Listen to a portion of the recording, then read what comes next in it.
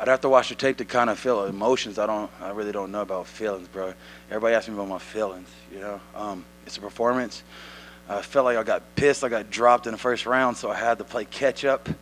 You know, it ended great. It was a great fight. Hopefully I get that 50 G's. Those are the most important to me, is getting my money.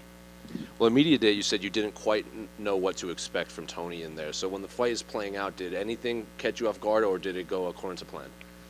Everything went according to plan. Everything we drilled, everything we saw, he did everything we expected. You know, I didn't know if I was expecting him to be so tough. He took shot after shot after shot. I'm like, okay, he's gonna be here for a while. You know, I was dropping some hammer fist on his face. I'm like, God, this guy's got a rock head. You know. So I guess when that's playing out and you're punching him both on the canvas and standing, and he keeps coming forward, does any part of you have to maybe pull back a little so you don't gas yourself out in there? Man, I thought a couple of shots on the ground, like, all right, he's going to start to get ready to kind of go out a little bit. I'm going to start putting a little bit more.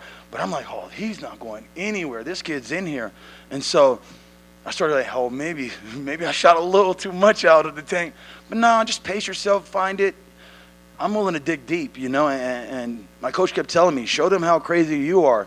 And that meant that if we had to go to the absolute death, we went to the absolute death, which was meaning that at the end of the round, I finally caught the choke where I never stopped. I could have easily given up, you know. Well, speaking of that choke, I think the line for you winning by third round submission was plus 4,000, even as high as plus 5,000. Holy shit. So what do you think about those odds? Holy shit. See, but that's the thing y'all don't know about me. I'm a mixed martial artist. I can do everything. I just choose not to show you the wrestling or the jiu-jitsu because most guys think it's pretty boring. So I choose not to do that. I'm here to show you a bang, you know, show you some action. But he kept trying to force that with me. I think he thought I didn't have those things in my tank. What do you think Tony should do next with his career? Some people think he should hang it up. Do you think he should keep fighting? Tony? Yeah. What I should say for another man? I can't speak for another man. It depends on what's in his heart and what's his goals, you know. I'm going to keep going until I accomplish my goals. I pay my houses off. I'm debt-free. I have a few $100,000 in the bank. Then I could be done. So what would you like next for your career in the UFC? What I like next? I'm not God. I'm just going walking this thing, you know. I leave those things to Sean Shelby, Mick Maynard. They watch the fights. They know who to put in front of me. I don't pick and choose. Nobody calls me out because they know I'm that guy, you know. Bobby, you know, you can't, like you said, you can't speak for another guy about what he wants to do with his career, but for you, you were just in there with him. Did he feel like a guy who's at the end of his career, if you know what I mean? I don't know. I wouldn't say so. I mean, he took a hell of shots, and he was still fighting. He was still game. And I felt like maybe it was someone else. Maybe they would kind of slow down and stop. He could have, like, if I think he still got it in him. I would say so. He's got a lot of fight in him, you know. Even when I thought, all right, you're going to start backing up because you're getting hit with some shots, he was still coming at me like, I thought he thought I was going to get tired and quit. But no, that's what tells me he still got so much fight in him. So I wouldn't say give it up if I was him. When he knocked you down in the first round, was that because you were off balance, or did he just catch you on the way in, or what happened there? Oh, man, I'd have to watch the tape. Be honest, I felt like it was a good shot, but I didn't feel rocked. I didn't feel hurt or anything like that. Maybe it was a misstep. I don't know. Like, I was like, how did he? But again, it was like, I think I was just adjusting to his reach and his length. He has one of the longest reaches in our division. So I'm like, man, how did he hit me with that stupid punch? I was mad at myself when I'm back to the and I sat down. I was like, that stupid punch. I need to get my head more left and right. I don't know how he called me, but it's just so long that just when you think you're out of range, nope. I was like, oh, great. So I had to double up my input and even it out some, you know, where I could say, all right, now it's even. Yeah. All week long, everyone's talking about, like, oh, Tony does this weird, does that weird. Was there anything he did in the fight that you remember being like, that was weird?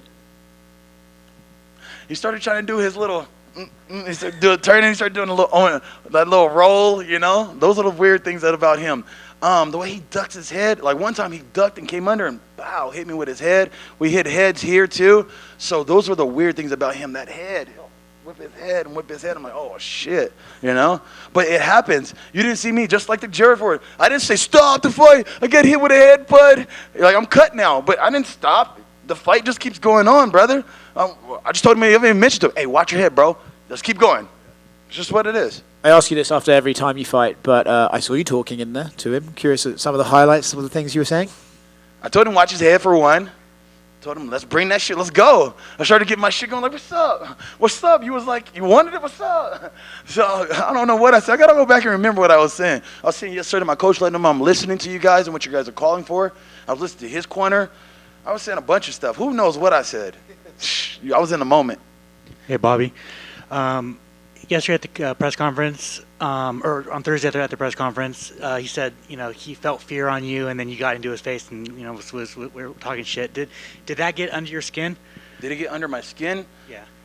I don't know about under my skin, but I'm the type of person that, like, when you say these things, I'm sure as hell gonna make you answer them. And so to me, it was just like, say it now that I'm in your face and you're looking at me eye to eye. Say you saw fear. Tell me. And he didn't say anything. I'm like, where you see? What are you seeing that I'm not seeing?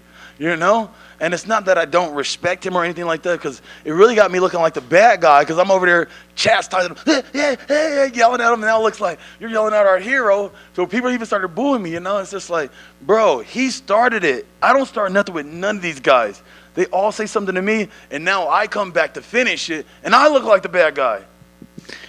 Finally, are you down to fight Jim Miller at UFC 300? Hey, you just nailed it. That is one of my goals. I don't know what it is, bro. I think God's saving that guy. But every time we've been known to fight each other, it's something that happens. I blew my knee once. I made weight on 2 weeks' notice. I make the weight, and after I'm going to see the doctor, I pass out. My lungs fail. My kidney fails. Then I get popped for fucking DHEA for taking a supplement from Walmart that I watched on fucking YouTube. And now I fucked myself for the third time. I'm like, is it just not meant to be? Or is it that God's testing me? It's one of the two. Are you going to keep fighting and try to push through this and say, God, I want to keep pushing back, see how bad you want it? Or is it he saying, don't do it. I'm going to keep cursing you every time. I got to go find out the answer.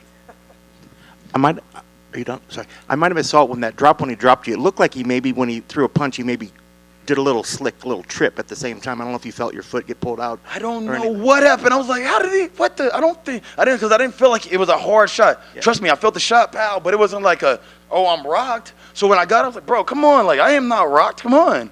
Well, it's interesting when you get in there. It's one thing to watch him on tape and to see these movements and these things. But when you got him in the cage with him, how long did it take you to sort of adjust to his timing and his movements?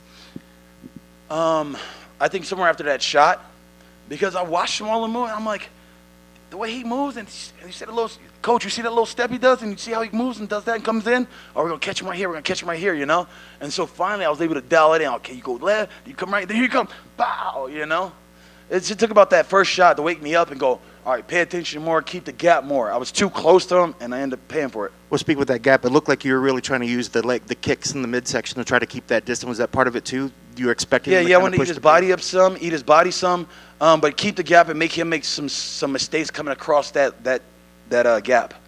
And last for me, there were points in the fight where you could definitely see where the crowd was cheering for Tony, but there was definitely points in the crowd where the crowd was cheering for you. I don't know if you could hear them when they were saying Bobby, Man, Tony and Bobby sound too close. I wasn't sure. I was like, all right, I know for sure I heard Tony, but I'm like, is that Bobby for a second? Because, like, if I hear Bobby, I'll go fucking nuts. But then I wasn't sure because then I think they started battling back. I'm like, I don't know if they're calling for me or him right now, brother. I don't. I just keep fucking fighting, Congrats on the victory. Appreciate you, brother. Bobby in the middle here. I'm Salt Lake City reporter, so I got to ask you. I heard that this is kind of like a home away from home Utah for you. What'd you think about fighting here? Did you feel elevation? And if not, what do you like about this place? Oh, man, I love this place. When I was in Strikeforce, I started training at Jeremy Horn's Elite. At the time, my dad went to prison, and so he was gone for 2 years, and I didn't have a coach. So they sent me out here. I'm in the middle of nowhere. I drove out here too, and I meet this little Mormon chick, and I'm like out here, and I'm like enjoying myself. Like, it's not bad out here, And so I kind of like fell a little bit in love with her, and I started training out here, and it became my home away from home. I come out here, eat sushi with these guys. Jeremy taught me so many different things. Like, I got the chance to work with Matt Hughes. I remember being in a movie theater, me, Matt, Jeremy, and Robbie Lar, and I'm sitting in the back of the car looking at these freaking UFC stars, and I'm like, am I gonna ever be like these guys, So it was my kind of coming out and feeling like, oh, you're gonna be here to stay type of thing. So Utah's been so precious to me. They've done so much. I came out here for a show to just be in the crowd, And people were calling me. I'm like, man, if I could just get a show in Utah, that'd be amazing. And by the grace of God, here I am. And then elevation, no issue? Like feeling that during the fight? No, not at all. Not at all. Cool. Thank you. Thank you, guys. Thank you so much.